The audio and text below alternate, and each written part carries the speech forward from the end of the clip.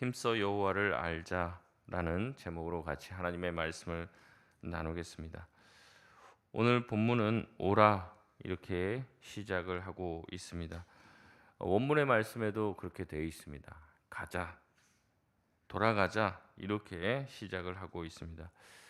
호세아 선지자는 이야기합니다. 이스라엘 백성에게 많은 문제와 또 앞에 산적한 여러 가지 환란들이 있지만 이것을 풀어가는 시작점이 무엇이냐라고 얘기했을 때 그 시작은 바로 여호와께 돌아가는 것이다라고 이야기하고 있습니다.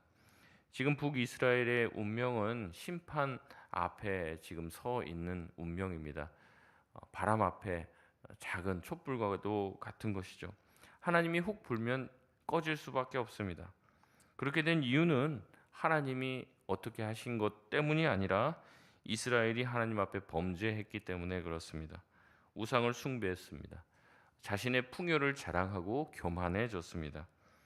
이 모든 것을 하나님께서 허락해 주셨는데도 불구하고 자기의 힘과 능력으로 물질과 평화를 얻은 줄 알고 그 모든 것을 다 우상에게 갖다 바쳤기 때문에 그렇죠. 그들의 죄악 때문에 하나님은 그들에게 심판하시고 그들을 찢으시고 그들을 치셨다라고 말합니다. 호세아는 말합니다. 그런 수많은 죄와 심판에도 불구하고 너희들이 회복될 수 있는 길이 있다. 어떻게 하라는 겁니까? 여호와께 돌아가기만 하면 우리를 찢으셨으나 우리를 치셨으나 우리를 낫게 하실 것이고 우리를 싸매어 주실 것이라고 말하고 있습니다. 2절 말씀처럼 이틀 후에 살리시고 셋째 날에 일으키실 것이라고 말하며 이 3일의 시간이 굉장히 고대 사회에서는 굉장히 중요한 시간이거든요. 어떤 사건이 터지고 3일 안에 3일 후에 이제 스올 음부에 떨어지게 된다. 보통 이런 생각을 가지고 있는데 그 3일이 되기 전에 주님께서 다시 살리시고 셋째 날에 완전히 일으키신다는 것은 완전한 회복을 이야기하고 있는 것입니다. 그렇기 때문에 너희들이 회복을 원한다면 너희들이 정말로 회복되기를 바란다면 하나님께로 돌아가야 한다라고 얘기합니다. 회복을 하기 위해서 어떤 정책을 세우고 회복을 위해서 무슨 사업을 벌이고 이게 아닙니다. 진정한 회복을 원한다면 하나님께로 돌아가야 할 줄 믿습니다. 그러면 도대체 하나님께 돌아가는 것은 무엇인가? 어디 고향으로 돌아가야 된다. 그럼 가면 되잖아요. 근데 이제 추상적인 거예요. 하나님께 돌아가는 것은 도대체 어떻게 하는 것이 하나님께 돌아가는 것인가? 3절에 말씀하고 있습니다. 3절 말씀 같이 읽겠습니다. 시작. 그러므로 우리가 여호와를 알자. 힘써 여호와를 알자. 그의 나타나심은 새벽빛 같이 어김없나니 비와 같이 땅을 적시는 늦은 비와 같이 우리에게 임하시리라 하니라. 아멘. 호세아는 이야기합니다. 하나님께 돌아가는 방법이 있다. 그것이 무엇이라는 거예요? 여호와를 아는 것이라는 겁니다. 그냥 아는 것이 아니라 어떻게 알아야 됩니까? 힘써서 주님을 알려고 해야 한다는 거예요. 이게 하나님께 돌아가는 방법입니다. 하나님에 대해서 가르치려고 하고 하나님이 어떠한 분이신지 알려드리려고 하는 거잖아요. 성경을 암송도 하고 성경을 가르치고 배우고 알려고를 안 합니다. 알려고를. 이제 나이 먹고 이게 됐으니까 그만하라고 이제 됐다고 이제 우리 시간 지나면은 그냥 천국 가면 된다고 이렇게 생각하시는 분들이 참 많아요. 하나님께 돌아가는 방법은 오직 하나밖에 없습니다. 여호와를 아는 것입니다. 여러분 하나님에 대해서 얼마나 아십니까? 평생 알면 하나님에 대해서 다 알 수 있을까요? 그런데도 다 뭐라고 얘기하냐면 충분히 다 안다고 생각해요. 교회를 몇 년을 다녔고 알 만큼 안다고 생각하죠. 여러분 그러나 수많은 신학자들 믿음의 선배들도 평생 하나님을 알아도 다 알 수 있습니까? 없습니까? 없어요. 없어요. 성경 66권 다 아세요? 모르잖아요? 근데도 우리는 안다고 생각해요. 근데 성경 66권보다 하나님은 어떤 분이세요? 더 큰 분이에요. 하나님이 하나님 자신에 대해서 우리에게 일부만 알려주신 거예요. 이 66권으로 일부만. 우리에게 딱 필요한 부분만 알려주신 거예요. 그러나 우리가 기도하면서 말씀을 묵상하면서 어때요? 하나님의 더 깊은 곳까지도 알 수 있도록 하나님께서 해주신다는 거죠. 하나님은 자기 자신을 우리에게 계시하시는 분입니다. 우리가 하나님을 알려고 하고 알려고 애쓰는 것이야말로 하나님께 돌아가는 첫 번째 방법인데도 불구하고 말로만 하나님께 돌아가겠다라고 말하지 하나님에 대해서 알려고 하지 않는 거예요. 하나님은 자기 자신이 어떤 분이시며 또는 자기가 어떠한 생각을 가지고 계시는지 특별히 선지자를 통해서 말씀을 통해서 저와 여러분에게 계시하고 있는 줄 믿습니다. 그렇게 하고 있어요. 그래서 하나님께서 이스라엘 백성에게도 하나님이 어떠한 생각을 가지고 계시고 하나님이 어떠한 분인지 알려주기 위해서 선지자를 보내주십니다. 그런데 이스라엘 백성들은 선지자들을 어떻게 합니까? 다 죽여버렸죠. 선지자들이 하나님의 말씀을 전하면 듣기 싫다고 죽이고 우리의 마음에 안 들다고 옥에 가두고 그렇게 했던 것이죠. 그들은 하나님의 말씀을 들으려고 하지 않았습니다. 하나님에게 관심이 없어요. 하나님이 주시는 복, 하나님이 주시는 은혜, 그것에만 관심이 있습니다. 그것만 주면 하나님은 하나님이 어떠한 분이신지 그거 중요하지 않다는 거예요. 마치 집에 오는 아버지가 양손에 이제 아들, 딸 뭐 선물 잔뜩 들고 오면 아들, 딸들은 그 선물에만 관심이 있고 그 선물을 가지고 온 부모에게는 관심이 없는 거와 똑같은 거예요. 여러분 우리도 하나님 호주머니에 들어있는 그 복에만 관심이 있고 하나님 그것을 주시는 하나님의 마음은 전혀 관심이 없을 때도 있습니다. 지금 하나님이 그 얘기하고 계신 거예요. 그렇기 때문에 하나님은 이야기하십니다. 북이스라엘과 남유다 너희 모두는 나를 모르고 하나님을 알려고 하지 않았기 때문에 하나님께 돌아가지 않은 것이죠. 그렇기 때문에 너에게 심판을 내리겠다는 거죠. 5절의 말씀에 선지자를 통해 그들에게 심판을 내리겠다 말씀하십니다. 그 심판을 빛처럼 아침에 동이 터서 빛이 온 세상을 비추는 것처럼 아주 빠른 속도로 정확하게 온 세상을 향해 심판을 내리겠다고 말씀하고 있습니다. 그러니까 지금 이스라엘이 난리가 난 거예요. 자기 나름대로는 뭐 한다고 했는데 자기 나름대로는 하나님의 말씀대로 하나님 비유 맞추면서 한다고 했는데 심판이 내린 거예요. 그러니까 이제 어떻게 합니까? 하나님을 달래야죠.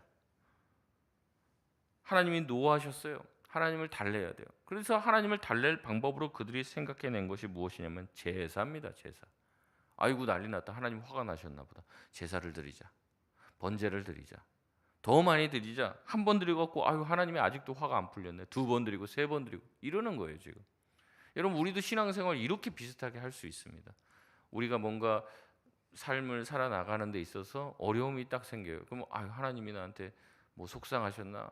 뭐 섭섭하셨나? 그래서 갑자기 안 하던 헌금을 막 하고 예배도 주중 예배 나오고 막 새벽 기도도 나오고 금식 기도도 하고 그러면 하나님이 화가 난 걸 좀 달래줄 수 있을 거라고 생각을 하는 거죠. 하나님의 마음이 좀 누그러질 것이라고 생각을 하는 거죠. 그래서 이스라엘 백성들이 수많은 제사와 절기와 많은 제물을 하나님 앞에 드리는 겁니다. 근데 이런 행위가 하나님을 더 어떻게 하는 거예요? 이제 더 열받게 하는 거예요. 하나님을 알아야지. 하나님이 누군지를 알아야지 제대로 된 예배와 제대로 된 제사 그리고 하나님의 마음을 풀어드릴 텐데 마치 그런 거예요. 부모님이 막 화가 나갖고 막 뭐라 하니까는 그러면 내가 이거 해주면 당신 화 좀 풀리겠어요. 이러고 있는 거예요 지금. 여러분 하나님은 어떠한 분이십니까? 너무 답답하셔서 하나님이 내가 어떠한 존재인지 이스라엘 백성에게 다시 한번 설명해 주고 있습니다. 6절 말씀 우리 같이 한번 읽겠습니다. 시작. 나는 인애를 원하고 제사를 원하지 아니하며 번제보다 하나님을 아는 것을 원하노라. 아멘. 여러분 밑줄을 그어 보시기 바랍니다. 우리가 생각하는 거랑 딴판이죠. 우리는 제사 드리고 예배 드리고 번제 드리고 이거 하나님이 좋아하는 줄 알아요. 그리고 막 그거를 합니다. 열심히 해요. 근데 하나님은 거기에 관심이 하나도 없어요. 하나님은 뭘 원한다는 거예요? 인애를 원하고 하나님을 아는 것을 원한다는 겁니다. 여기서 인애라고 하는 단어가 우리가 잘 알고 있는 헤세드라는 단어입니다. 하나님을 향한 하나님이 나를 향해서 가지고 계신 언약의 신실하신 그 사랑, 하나님이 너희를 얼마나 사랑하시는지 그 사랑을 알고 그 사랑을 실천하고 하나님이 어떠한 성품을 가지고 계신지 그걸 네가 더 알길 원한다. 이거 지금 드리는 건 소용없다는 거예요. 거꾸로는 이겁니다. 그런 하나님의 마음과 사랑과 하나님이 어떠한 분이신지 모른 채 드리는 예배, 모른 채 드리는 제사, 그걸 하나님이 원하신다는 거예요? 안 원하신다는 거예요? 원하지 않는다는 거죠. 분명히 여기 말씀하시잖아요. 나는 제사를 원하지 않는다. 번제를 원하지 않는다. 하나님 아는 것에는 관심도 없으면서, 마치 부모를 공경하는 마음은 없으면서 자기가 돈 좀 있다고 부모한테 그냥 뭐 100만 원, 200만 원 보내주는 거예요, 매달. 그러면서 내가 했잖아요. 아이, 보냈잖아요. 그러니까 좀 화 좀 푸세요. 이렇게 말하는 건방진 자녀와 똑같은 거예요. 하나님 그런 거 안 보내줘도 되는 거. 나 돈 많다 얘기하시잖아요. 난 순양의 그 기름과 그 타는 냄새들, 너희들의 재물, 나 그거 다 충분히 있다. 난 그런 냄새 맡고 싶지도 않다. 너희들 그렇게 하지 마라. 내 말에 순종하고 내가 누구인지 알길 원한다. 너는 도대체 나에게 관심이 있느냐? 하나님에게는 관심이 없고 제법에만 관심이 있는 거죠. 여러분, 이것을 우리에게 적용하면 뭐라고 적용할 수 있겠습니까? 우리가 매주 주일날 빠지지 않는다고 열성을 다해서 교회에서 섬기고 헌신한다고 하는 것이 다가 아닐 수 있다는 거예요. 그것을 하면서 우리 성도들이 얼마나 좋아할까 이런 거 생각하는 것도 중요하지만, 가장 기뻐하고 이것을 정말 누구를 위해서 하느냐를 생각할 때 초점이 어디를 향해 있어야 된다는 거예요. 항상 하나님이라는 거죠. 우리가 이렇게 하는 것을 하나님이 좋아하실까? 하나님이 기뻐하실까? 하나님은 뭐라고 생각하실까? 하나님을 알고자 하는 마음, 하나님을 향한 바른 지식을 가지고 예배해야 한다는 거죠. 그런 지식이 없고 여기 앉아서 예배드린다고 예배드리는 게 아닌 거예요. 여러분, 이스라엘 백성들은 하나님을 모릅니다. 하나님이 어떠한 분이신지 몰라요. 그러니까 하나님이 기뻐하시는 것을 하지 않고 엉뚱한 일만 하는 거예요. 하나님이 얘기하는 거예요. 언제 내가 제사 더 드리라고 했냐? 언제 내가 번제를 더 드리라고 했냐? 내 마음 좀 알아라. 너네들이 지금 우상 숭배하면서 너희들 삶 가운데서 내가 고아와 과부를 잘 대해주라고 얘기하고, 고리금 대금을 하지 말라고 그렇게 말하고, 너희들 안에 그런 사술과 복수를 이제는 그만하고 있는데, 그런 거는 다 하면서, 그래서 내가 화가 나니까 이제는 제사 몇 번 더 드려주면서 화를 누그러뜨리려고 하는데, 내가 그거 원하는 게 아니라는 거예요. 하나님은 얘기합니다. 7절에 너희는 아담처럼 언약을 쉽게 파기하는 자들이다.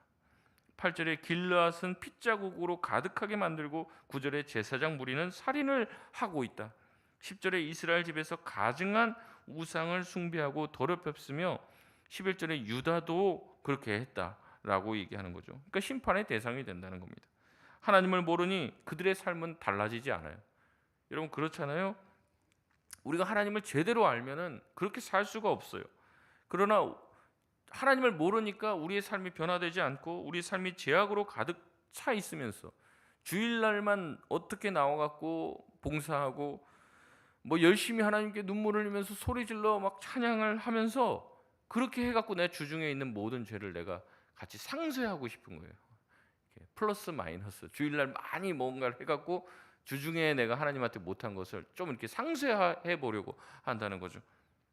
그러면 하나님이 좀 화가 누그러지고 날 지켜주고 보호해 주시고 하시겠지라고 생각하는데, 하나님을 전혀 모르는 말씀인 거예요. 하나님은 뭐냐면 너희들의 삶이 바뀌지 않고 주중에는 못된 짓하고 살인하고 그러면서 제사만 드리면 다 씻어지고 괜찮을 줄 생각하는데 아니라는 거죠.